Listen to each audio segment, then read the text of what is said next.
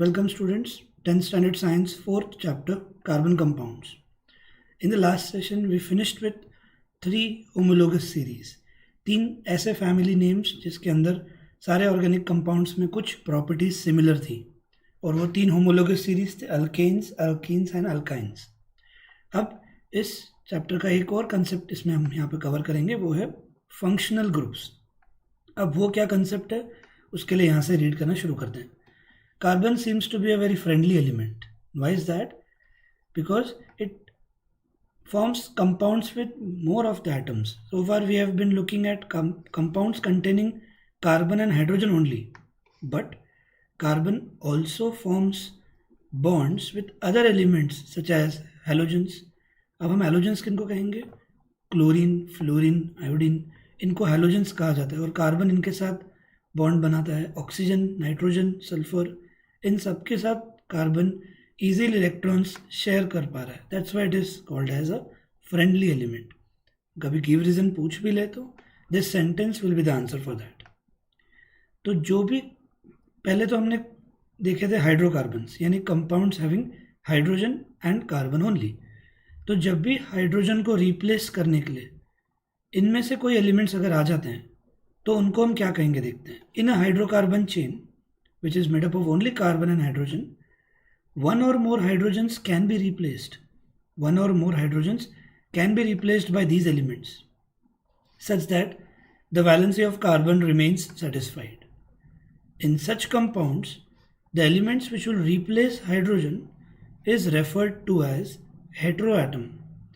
The elements which will replace hydrogen is referred to as a heteroatom. अब ये थोड़ी देर बाद मैं आपको समझा पाऊंगा कि एक्चुअली किन को हम हेटेरोएटम्स कह पाएंगे और वो कैसे रिप्लेस करते हैं हाइड्रोजन की जगह को और कैसे कार्बन का वैलेंसी सेटिस्फाइड रहता है. इन सबको हम डिटेल में भी देखेंगे. So these heteroatoms are also present in some groups as given below. अब हम जो देखने वाले हैं वो है some functional groups in carbon compounds. Some functional groups in carbon compounds बोलने का मतलब क्या है कि हाइड्रोजन एटम्स जो हाइड्रोकार्बन में जुड़े रहते हैं उनकी जगह पर ये सारे अलग अलग सब्सटीट्यूट्स भी हम लिख सकते हैं. तो इनको कहते हैं फंक्शनल ग्रुप्स. इनको कुछ नाम भी है और जब वो एक या दो हाइड्रोजन एटम्स को रिप्लेस करके जब हम इनके नाम लिखते हैं तब उनकी केमिकल प्रॉपर्टीज़ बदल जाती है एंड उनका नाम भी बदल जाता है. अब वो डिटेल में आपको नहीं है बिकॉज आपकी बैच के लिए 2020-21 के लिए नॉमेनक्लेचर ऑफ कार्बन कंपाउंड्स नहीं है. लेकिन हर एक केस में एक्चुअली नाम क्या होता है मैं एक शॉर्ट में समझाते जाऊंगा because you should know that basic knowledge कि ये जब रिप्लेस करते हैं हाइड्रोजन एटम्स को तो इनका नाम क्या बन जाता है. So let's start. आपको एग्जाम में फंक्शनल ग्रुप का डेफिनेशन पूछेंगे एंड गिव सम एग्जाम्पल्स बोले तो आपको यहाँ पर ये सारे एग्जाम्पल्स देने होंगे. तो फंक्शनल ग्रुप का अगर डेफिनेशन देखें तो क्या है. इट इज़ एन एटम और a group of atoms that is bonded to the carbon chain and it defines the chemical properties of the organic compound यानी it gives new chemical properties to that carbon compounds. तो एक एक करके समझना शुरू करते हैं. द फर्स्ट फंक्शनल ग्रुप उसको नाम दिया जाता है hello group. The first functional group is hello group. अब ये हेलो वर्ड कहाँ से आया. It comes from halogen. Halogen के लिए मैंने अभी आपको कहा था क्लोरीन, ब्रोमीन, ये सब हेलोजन ग्रुप को बिलोंग करते हैं. तो जब किसी एक पर्टिकुलर हाइड्रोजन को क्लोरीन या ब्रोमीन रिप्लेस करता है तो न्यू प्रॉपर्टीज़ तैयार हो जाती हैं उस कंपाउंड में और उसका नाम भी एक नया मिल जाता है. Let's try it for ethane. Let us try it for ethane now. Ethane में देखते हैं कि कैसे नाम बदलेगा. अब ये कार्बन के 2 हो गए. इथेन के लिए याद आना चाहिए आपको एंड सराउंडिंग में हर कार्बन के 4 बॉन्ड रहने चाहिए. ये भी बात बताई हुई थी. तो हम यहाँ पे सब जगह हाइड्रोजन लिख देंगे. तो ये बन गया bond structure for ethane. Right. अब क्या बोला उन्होंने that N atom which will replace hydrogen is called heteroatom. यहाँ पर देखो one or more hydrogen atom can be replaced by these elements. So these elements replacing hydrogen is referred to as a heteroatom. तो यहाँ पर अगर हमने एक hydrogen को हटा दिया, तो अब अगर इस हाइड्रोजन की जगह मैंने क्लोरीन लाकर लिख दिया, तो क्या किया मैंने, एक हैलोजन यहाँ पर रिप्लेस कर दिया है. So your chlorine will act as a hetero atom, और ऐसे में इस कंपाउंड का नाम बन जाएगा क्लोरोइथेन. ऐसे में इस कंपाउंड का नाम बन जाएगा क्लोरोइथेन. अब मैं यहाँ पर एक ब्रोमीन का एग्जाम्पल आपके सामने रख रहा हूँ. अब देखो 3 हाइड्रोजन एटम्स हैं. इनिशियली यहाँ पर हाइड्रोजन ही लिख देते हैं, तो ये नाम क्या हो जाएगा, इसको नाम दिया जाएगा मीथेन. करेक्ट. लेकिन अगर अभी हमने एक हाइड्रोजन एटम को रिप्लेस कर दिया और उसकी जगह मैंने ब्रोमीन लिख दिया, तो ये बन जाएगा bromomethane. Just get to know how the names are written. इधर हेलो ग्रुप के लिए तो बहुत ईजी है कि रिप्लेस करने वाला एलिमेंट जो होगा, अगर क्लोरीन रहा तो क्लोरो लिखना है, ब्रोमीन रहा तो ब्रोमो लिखना है. बाकी नंबर ऑफ कार्बन एटम्स गिनकर ये अल्केन में ही हमेशा ऐड होंगे, किसी तो एक हाइड्रोजन को रिप्लेस करेंगे. सो ऐसे one or more atoms can be replaced, keep that in mind. तो ऐसे ही हर एक हाइड्रोजन एटम को ऐसे रिप्लेस करते जा सकते हैं ये हैलोजन ग्रुप. मान लो मैंने मीथेन का एक वापस स्ट्रक्चर बनाया, यहाँ पे सब जगह एक एक हाइड्रोजन लिखा, right, this is methane. Now chlorine can replace this hydrogen atom one by one as well. तो यहाँ पर अगर एक क्लोरीन ने रिप्लेस कर दिया तो इसको नाम क्या देंगे हम, क्लोरोमीथेन. करेक्ट. ऐसे वन बाय वन वो हाइड्रोजन को रिप्लेस भी कर सकता है. और अगर मैंने ये डायग्राम एक बना दिया तो इसको नाम दिया जाएगा ट्राइक्लोरोमीथेन, क्योंकि एक्चुअली ये मीथेन स्ट्रक्चर को ही रिप्रेजेंट करता है, पर ऐसे हेटेरो एटम्स एक एक हाइड्रोजन को रिप्लेस कर सकते हैं. And trichloromethane is nothing but commonly known as chloroform. Just for your knowledge, it is known as chloroform, which is used as an anesthetic drug during surgical operations in hospitals. So anesthesia मतलब क्या? Anesthetic is a substance which induces insensitivity to pain. तो anesthesia देने के बाद surgical operation करते वक्त कोई pen का सेंस नहीं होगा, and it will be a easier way to deal with. तो ये है हेटेरो एटम के बारे में idea. The elements replacing hydrogen, जरूरी नहीं एक ही hydrogen, it can replace more than one hydrogen atoms, and those are referred to as hetero atom. तो पहला फंक्शनल ग्रुप अभी मैंने आपको समझा दिया है. It can, here the hetero atom will be chlorine or bromine. अगर क्लोरीन एक जगह दिख जाता है तो क्लोरो लिखना है. वो नोमेनक्लेचर का पार्ट है, वो आपको नहीं है, तो आप बस फंक्शनल ग्रुप समझते जाओ. Now we move to the next functional group. Functional group का ये नाम है हैलो. यहाँ पर दूसरे फंक्शनल ग्रुप का नाम है अल्कोहल. यहाँ पर जो हेटेरो एटम है वो ऑक्सीजन है. सी कार्बन और हाइड्रोजन से बनने वाले कंपाउंड्स होते हैं हाइड्रोकार्बन्स. तो यहाँ पर आप तीनों जगह देखो तो एक नया एटम जो जुड़ा हुआ दिख रहा है आपको, वो है oxygen in each. So that's why the hetero atom. Oxygen के अंडर इतने सारे फंक्शनल ग्रुप्स हम सीखने वाले हैं. इनके मैं एक एक नाम बस समझा दूंगा, so that it will be easier for you to actually get what we mean with this functional group table. तो जब ये हेलो ग्रुप यहाँ पे जुड़ जाता है, it gives a new chemical properties. अब हम देखेंगे अल्कोहल फंक्शनल ग्रुप में क्या करना होता है. हेलो ग्रुप में क्या करना होता है, एक हाइड्रोजन को हम आइदर क्लोरीन, ये वन बॉन्ड क्यों दिया है, क्योंकि यहाँ पर क्लोरीन एक ही इलेक्ट्रॉन शेयर करने वाला है. अब मैं अगर आपको यहाँ पर इसका एक बॉन्ड स्ट्रक्चर भी समझा दूँ तो ज़्यादा अच्छा हो जाएगा, क्योंकि उधर वैसा भी एक सेंटेंस दिया था that in a hydrocarbon chain one or more hydrogens can be replaced by these elements such that the valency of carbon remains satisfied. तो इसका आपको ना ही इलेक्ट्रॉन डॉट स्ट्रक्चर पूछेंगे, लेकिन आपको एक चीज़ क्लियर हो जानी चाहिए कि how come the valency remains satisfied अगर हाइड्रोजन की जगह क्लोरीन आ गया तो लेट्स सी. ये 4 सर्कल्स बना दिए, बीच में कार्बन लिखा है, इधर 3 जगह पर हाइड्रोजन लिखेंगे अभी, और यहाँ पर chlorine. What is the rule? Number 1 rule is what, कि हाइड्रोजन एक इलेक्ट्रॉन शेयर करेगा तीनों जगह पर. अगर हाइड्रोजन ने एक इलेक्ट्रॉन शेयर किया है तो कार्बन भी एक एक करेगा. Got this? देन क्लोरीन की बात करते हैं. मैंने ये बात बताई थी, कितने इलेक्ट्रॉन्स शेयर होंगे, जितनी उनकी वैलेंसी होगी. क्लोरीन की वैलेंसी 1 है, तो क्लोरीन 1 शेयर करेगा. उसके लिए एक सर्कल बनाना होगा आपको, बिकॉज वो तीसरा एटम आ गया और कार्बन ने एक शेयर करेगा। फिर क्लोरीन के कितने एटम्स है आउटर मोस्ट ऑर्बिट में? 7, एक उसने शेयर किया है, तो बाकी के आपको दिखाने होंगे 2 3 4 5 6। तो देख सकते हो यहाँ पर कार्बन की यहाँ पर भी वैलेंसी सेटिस्फाई हो गई है। अगर आपने हाइड्रोजन चारों को हटा दिया तो देख सकते हो आप कि कार्बन के आउटर मोस्ट ऑर्बिट में आ गए हैं 8 इलेक्ट्रॉन। सो ऐसे एटम्स हाइड्रोजन को रिप्लेस करेंगे so that the valency of carbon gets satisfied. तो ये पॉइंट दिमाग में रखना है और इस तरह से ये इलेक्ट्रॉन डॉट स्ट्रक्चर बनेगा। And this we have finished with halo group.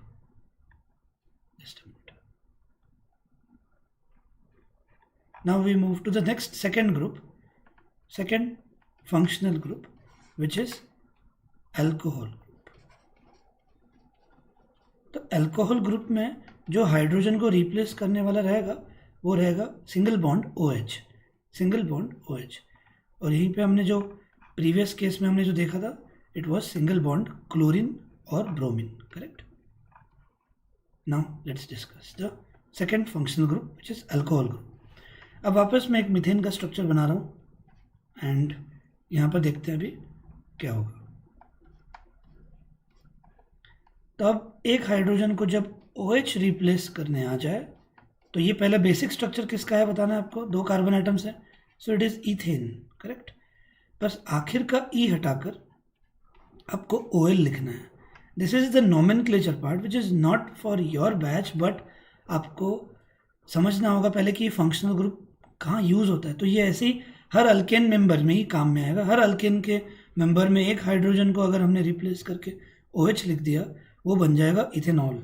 Hence the definition is functional group is an atom, पिछले केस में इट वाज एन एटम, और a group of atoms which defines a chemical property to that organic compound.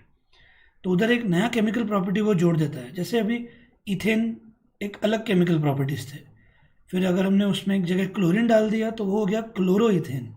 इधर अगर हमने उसके एक H के जगह OH ला दिया तो ये हो गया इथेनॉल, करेक्ट। और ऐसे करके उनके अलग अलग केमिकल प्रॉपर्टीज़ बनते जाएंगे।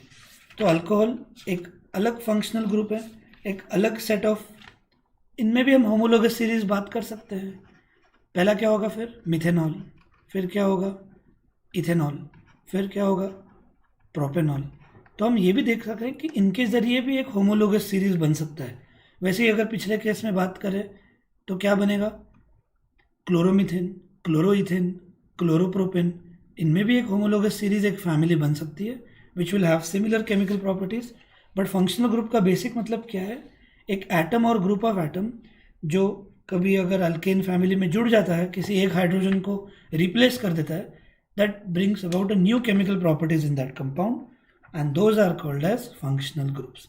An atom or a group of atom which defines chemical properties for that organic compound is called functional group. तो ऐसे आप अल्कोहल में भी मीथेनॉल, इथेनॉल, प्रोपेनॉल ऐसे समझते हुए जा सकते हो, और आपको नाम तक जाना ही नहीं है, आपको सिर्फ क्लास ऑफ कंपाउंड्स और फॉर्मूला ऑफ फंक्शनल ग्रुप याद रखना है। The next we move to is aldehydes. अब ये एक नया फंक्शनल ग्रुप है जिसके बारे में अभी हम समझ के लेते हैं। अब एल्डिहाइड में जो आखिरी कार्बन एटम होता है उसको आपको इस तरह से एक हाइड्रोजन और एक डबल बॉन्ड O ऑक्सीजन का जोड़ के रखना है। अब उसके बारे में समझ के लेते हैं कि उसमें एग्जाम्पल्स कैसे बनेंगे। Now we move to third functional group called as aldehydes. आपको फंक्शनल ग्रुप्स का नाम और उनका फॉर्मूला भी पूछा जाएगा। तो एल्डिहाइड में जो आखिरी कार्बन होता है उसको डबल बॉन्ड O और H जोड़ेंगे। तो इस कार्बन के आप देख सकते हो 1 2 3 4 4 बॉन्ड पूरे हो गए। Let's consider an example to cover that. फिर हम इथेन का ही लेंगे, 2 कार्बन आ गए। और एल्डिहाइड में आखिर में E को हटाकर हम Al लिखते हैं, और हमने अल्कोहल में आखिर में E को हटाकर क्या लिखा था, OL। ये समझ में आना चाहिए। तो अब हमने कार्बन के 2 एटम्स यहाँ पे कंसिडर किए हैं, और मान लो ये आखिरी कार्बन एटम है तो क्या करेंगे, हम इसको डबल बॉन्ड OH जोड़ देंगे, और इस कार्बन के जैसे रेगुलर हम बॉन्ड रिक्वायरमेंट पूरी करते हैं वो कर देंगे। तो इस कंपाउंड का नाम हो जाएगा इथेन का E हटाकर एल डाल देंगे तो इथेनॉल। मिथेनॉल, मिथेनॉल कैसे होगा? मान लो कार्बन के 4 बॉन्ड्स होते हैं मीथेन में, करेक्ट। लेकिन अब एल्डिहाइड ग्रुप का अगर कंपाउंड बनाना है तो आपको क्या करना होगा? तो आपको यहाँ पर डबल बॉन्ड O और H, मतलब ये पार्ट दिखना चाहिए, और फिर इधर H जोड़ देंगे तो इसका नाम क्या हो जाएगा? मिथेनॉल। तो ये सारे जो कंपाउंड्स हैं ये एल्डिहाइड फंक्शनल ग्रुप को बिलोंग करते हैं, जो आपको पॉइंट दिमाग में रखना है। तो ये है फंक्शनल ग्रुप्स जो एक एक कार्बन को, कभी हाइड्रोजन को रिप्लेस कर रहे हैं। अब ये कार्बन को रिप्लेस नहीं कर रहा है, ये एक हाइड्रोजन की जगह 2 डबल बॉन्ड का ऑक्सीजन ला के रखा है हमने। यहाँ पर ऊपर और नीचे 2 हाइड्रोजन रहते थे, करेक्ट, उनको हटाकर यहाँ पर हमने डबल बॉन्ड O ला के रखा है। तो यार oxygen is acting as a hetero atom, an atom which will replace hydrogen in this hydrocarbons will be called as hetero atom. तो अल्कोहल में भी, अल्डिहाइड में भी हम देख रहे हैं कि ऑक्सीजन एक नया एटम जुड़ रहा है, so that is acting as a hetero atom.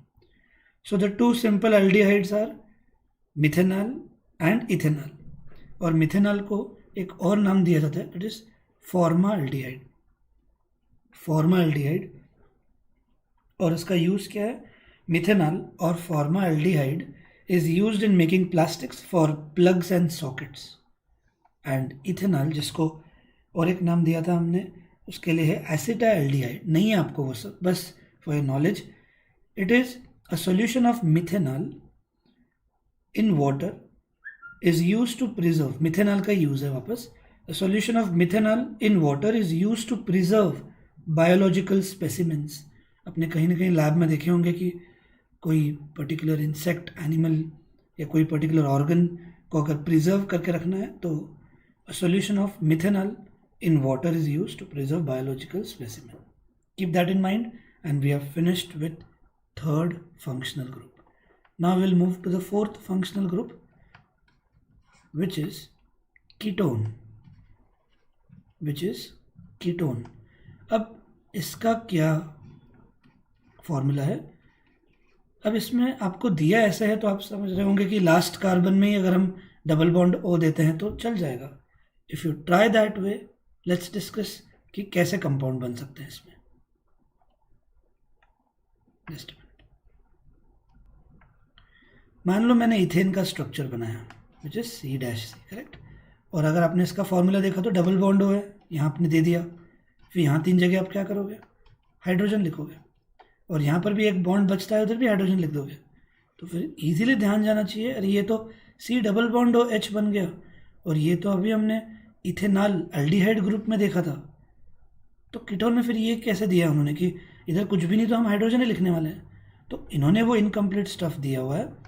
यहाँ पर एक्चुअली ये पॉइंट ध्यान रखना है कि आपको कीटोन ग्रुप में जो कार्बन के ऊपर डबल बॉन्ड O दे रहे हैं हम, उसके लेफ्ट और राइट में भी कार्बन एटम्स ही होने चाहिए, उसके लेफ्ट और राइट में भी कार्बन एटम्स ही होने चाहिए। So that means what? आप फॉर्मूला में सिर्फ चाहो तो bond C double bond O एक बॉन्ड दे सकते हो, but point to note down is इसके लेफ्ट और राइट में भी कार्बन एटम्स होने चाहिए for this group to exist, ketone group. और इसीलिए यहाँ पे आप क्या देख रहे हो? 3 कार्बन एटम्स बन गए। तो और इसीलिए बात क्या है कि कीटोन का फर्स्ट मेंबर जो रहेगा वो 3 कार्बन एटम्स का रहेगा, दैट इज प्रोपेन स्ट्रक्चर की हेल्प लेकर आपको काम करना होगा। ये क्यों, आप समझ जाओ, क्योंकि जिस कार्बन एटम को आपको डबल बॉन्ड और जोड़ना है उसके लेफ्ट और राइट में भी कार्बन एटम्स ही होने चाहिए। तो कीटोन ग्रुप का फर्स्ट मेंबर होगा। अब कीटोन ग्रुप में आखिर में E हटाकर आपको ONE लिखना पड़ता है, आखिर में E हटाकर आपको ONE लिखना पड़ता है। ये नोमेनक्लेचर का पार्ट है, आपको नहीं आने वाला है वो एग्ज़ाम में। आप बस समझने की कोशिश करो कि एक एक जब ये रिप्लेस कर रहे हैं ग्रुप में तो नाम क्या बनेगा। तो ये था प्रोपेन, आखिर का E हटाकर हम इसको लिख देंगे प्रोपेनॉन। तो कीटोन ग्रुप में जो भी आएंगे अगले का नाम होगा ब्यूटेनॉन, आखिरी का E हटाकर आपको ONE जोड़ते जाना है, याद रखो ये बात। तो यहाँ पर अभी हम डबल बॉन्ड O दे देंगे और इसके 4 बॉन्ड की रिक्वायरमेंट पूरी करने के लिए हम 3 जगह हाइड्रोजन लिख देंगे। तो ये देख सक रहे हो आप हाउ दीज एटम्स और group of atoms are replacing the hydrogen ones. जैसे यहाँ पर देखो तो क्या हो रहा था कि कार्बन के डबल बॉन्ड O को, मतलब यहाँ पर जो हाइड्रोजन यहाँ पे और नीचे आने वाला था उसको डबल बॉन्ड O ने आकर रिप्लेस कर दिया है, hence this is acting as a hetero atom. So with this, we have finished with the fourth functional group, and now we move to the last one.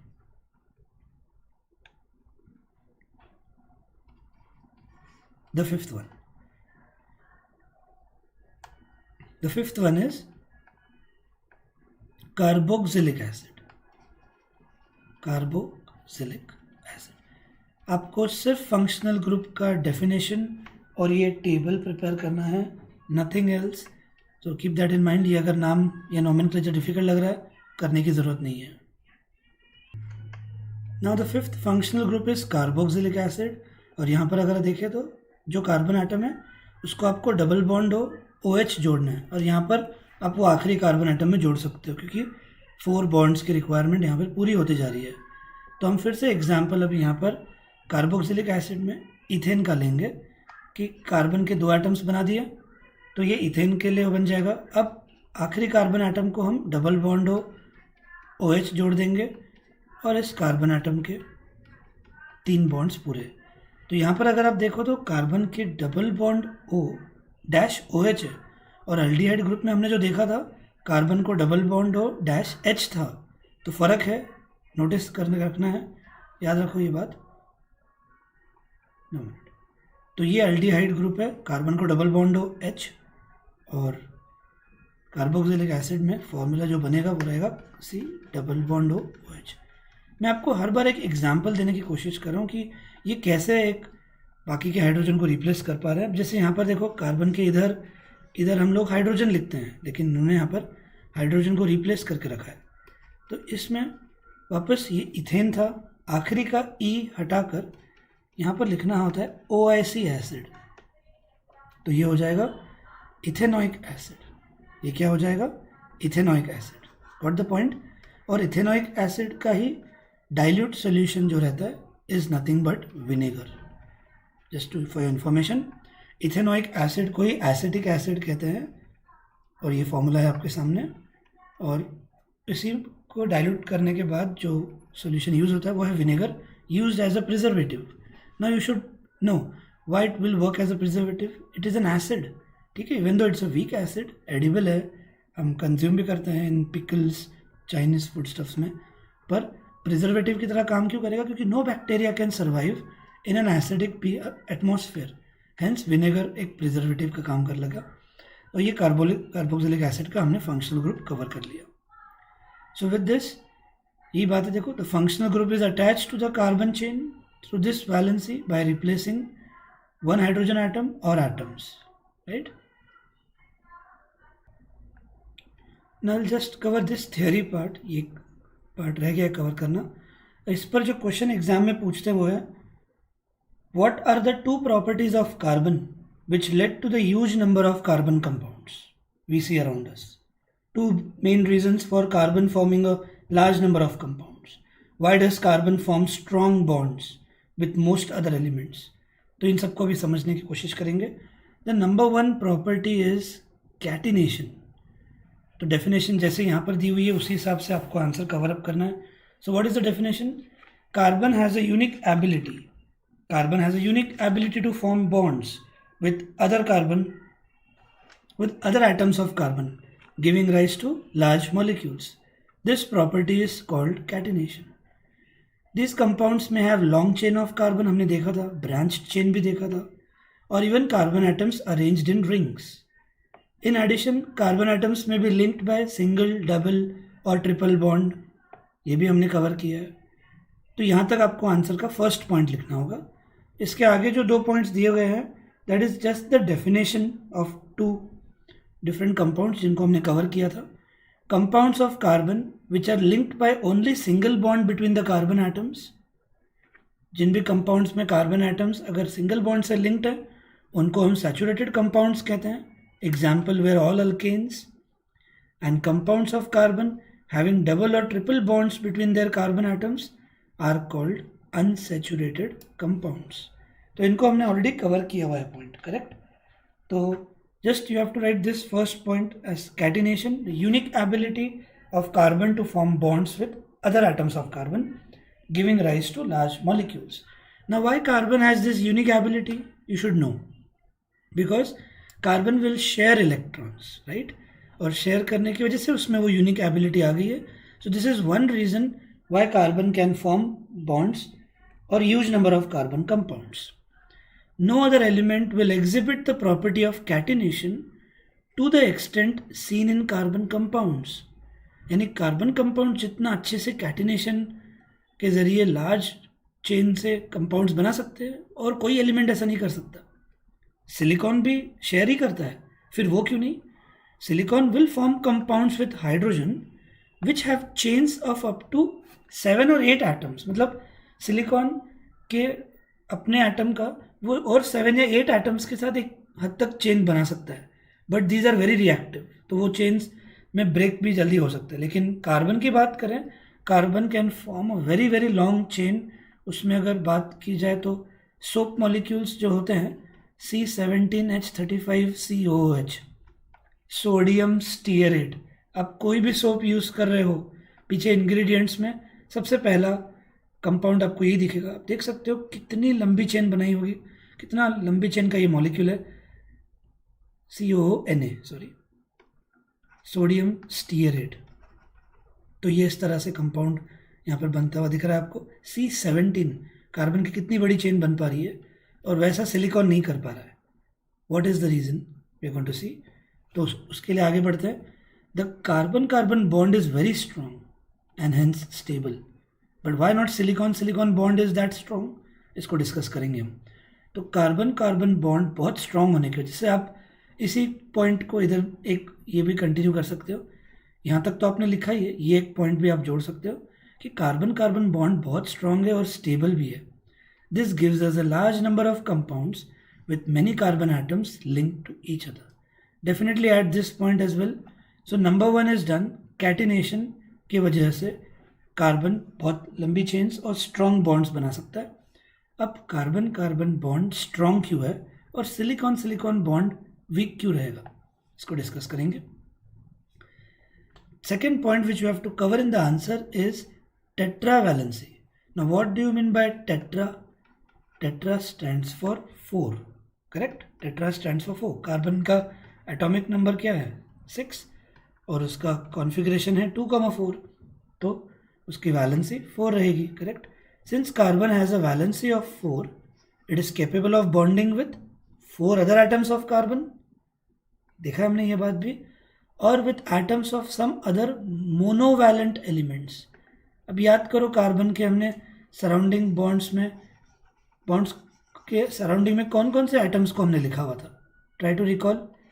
हमने either hydrogen लिखा हुआ है, तो जिसको आप मोनोवैलेंट बोल ही सकते हो. हमने कार्बन का क्लोरीन के साथ भी बॉन्ड बनते हुए देखा है. हमने कार्बन का कार्बन के साथ भी बॉन्ड बनते हुए देखा है. याद करो हमने पेंटेन में ऐसे ब्रांच्ड बना के रखा था, नाम दिया था नियोपेंटेन. यानी एक कार्बन किन किन के साथ बॉन्ड्स कर सकता है. Since carbon has a valency of 4, it is capable of bonding with 4 other atoms of carbon. जैसे यहाँ पर है कि 4 अलग कार्बन एटम से वो अपने बॉन्ड्स बना सकता है. और it can bond with atoms of some other monovalent elements, chlorine, hydrogen, ये सब.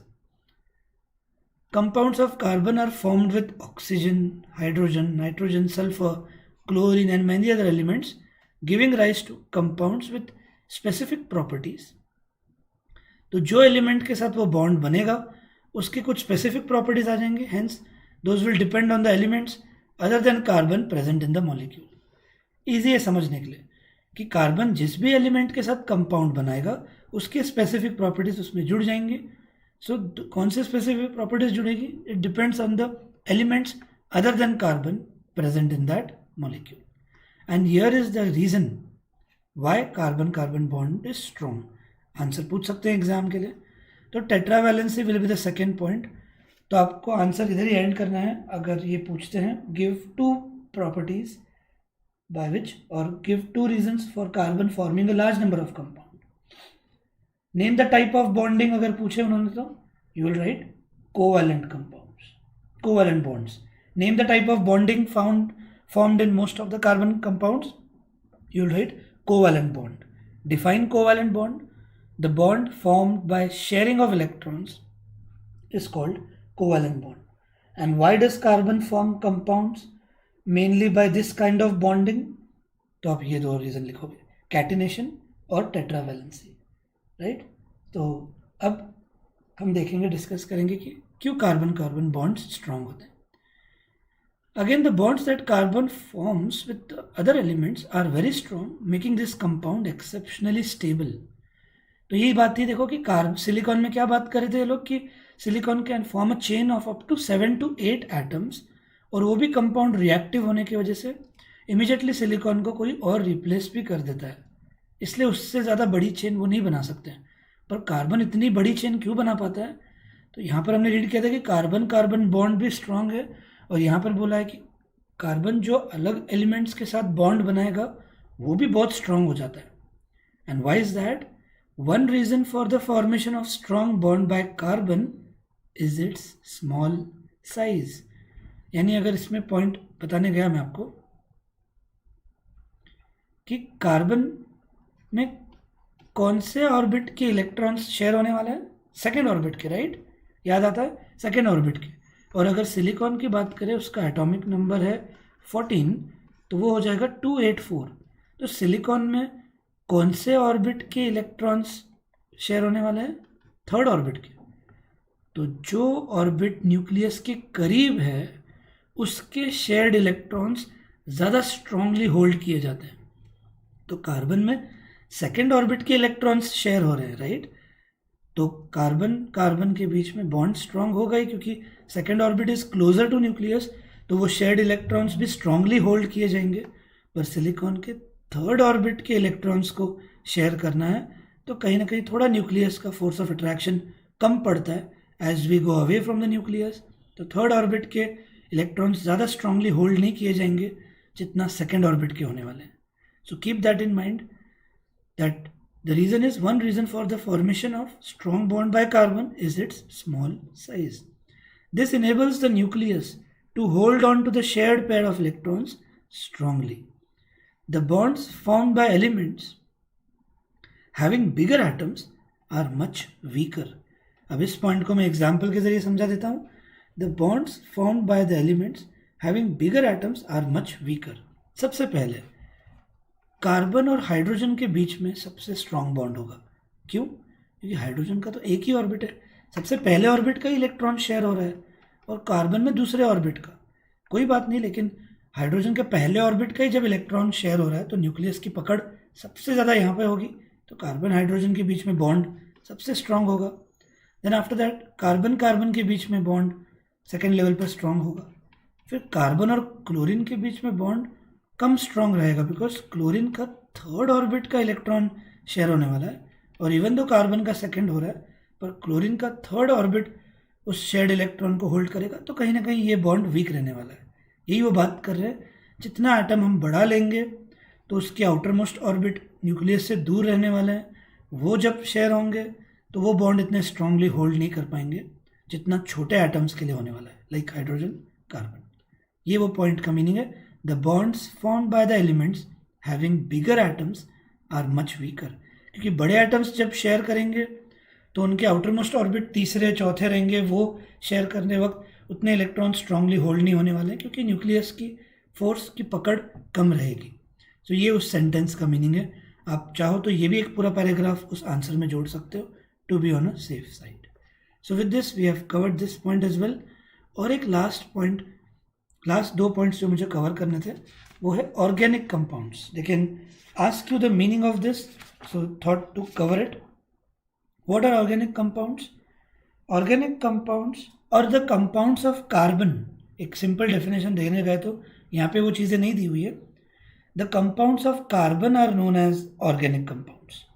और this, so they are covalent ones as well, right? अभी हमने इतने सारे देखे थे, अल्केन, अल्कीन, अल्काइन, फिर हेलो ग्रुप के देखे थे हमने, क्लोरोमीथेन, क्लोरोप्रोपेन। अल्कोहल देखा हमने, मिथेनॉल, इथेनॉल। एल्डिहाइड देखा, मिथेनॉल, इथेनॉल। कार्बोक्सिलिक एसिड देखे हमने, इथेनोइक एसिड, मिथेनोइक एसिड।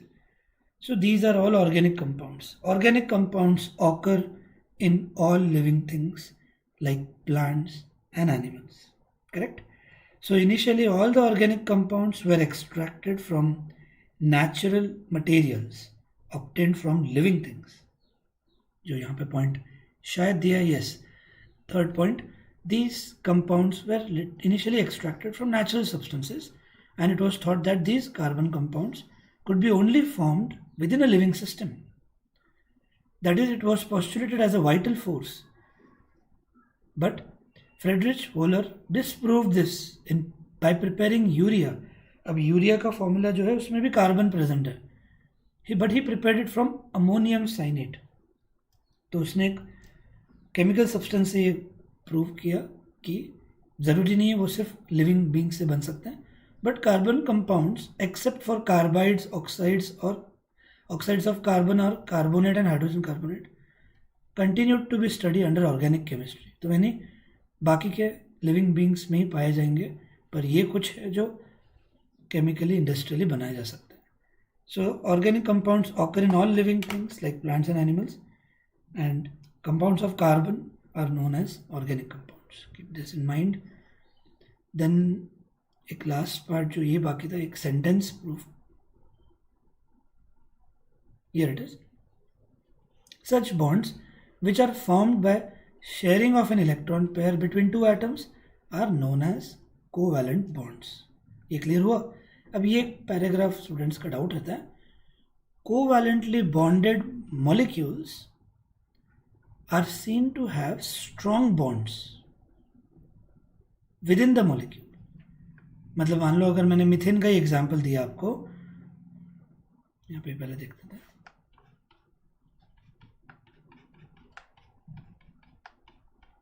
तो विद इन द मॉलिक्यूल ये जो बॉन्ड्स हैं ये स्ट्रांग रहता है, लेकिन मीथेन का कभी एक मॉलिक्यूल नहीं होता. आप वाटर जब एक ग्लास में लेते हो, एक एग्जाम्पल के लिए, वाटर का एक मॉलिक्यूल का फॉर्मूला होता है H2O, पर एक ग्लास ऑफ वाटर में मिलियंस ऑफ मॉलिक्यूल्स बॉन्डेड रहते हैं, करेक्ट. तो वैसे ही मीथेन गैस में भी मिलियंस ऑफ मॉलिक्यूल्स रहेंगे बॉन्डेड. तो क्या बोल रही हैं कि द स्ट्रेंथ ऑफ बॉन्ड्स और the covalently bonded molecules have strong bonds with in the molecule. इसके अंदर ये जो मॉलिक्यूल्स हैं ये स्ट्रांग रहते हैं, पर मॉलिक्यूल के बीच में जो बॉन्ड रहता है, मॉलिक्यूल्स भी अटैच्ड होते हैं by some force of attraction, that is weak, but intermolecular forces are weak. This gives rise to low melting and boiling point.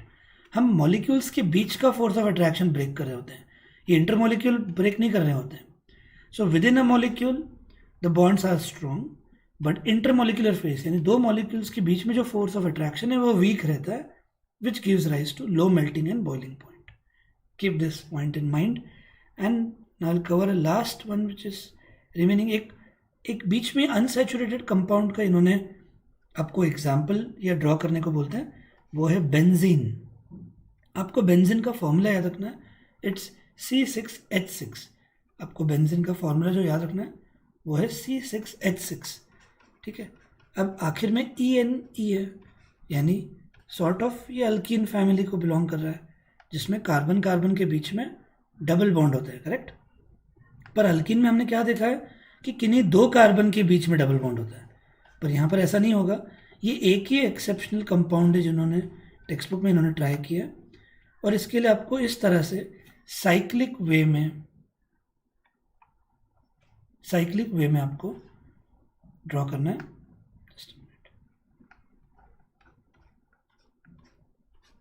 ये हुआ, correct.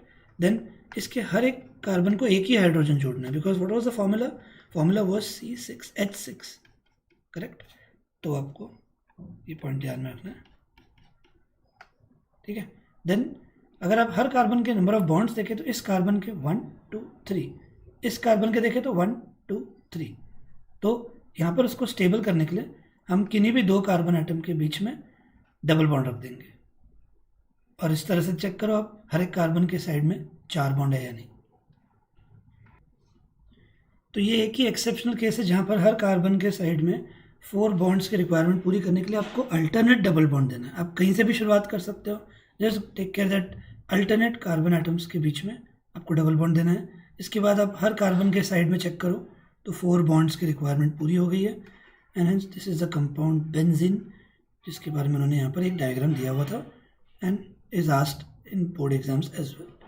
So with this now we can say half chapter is over, which is for your syllabus. Prepare well.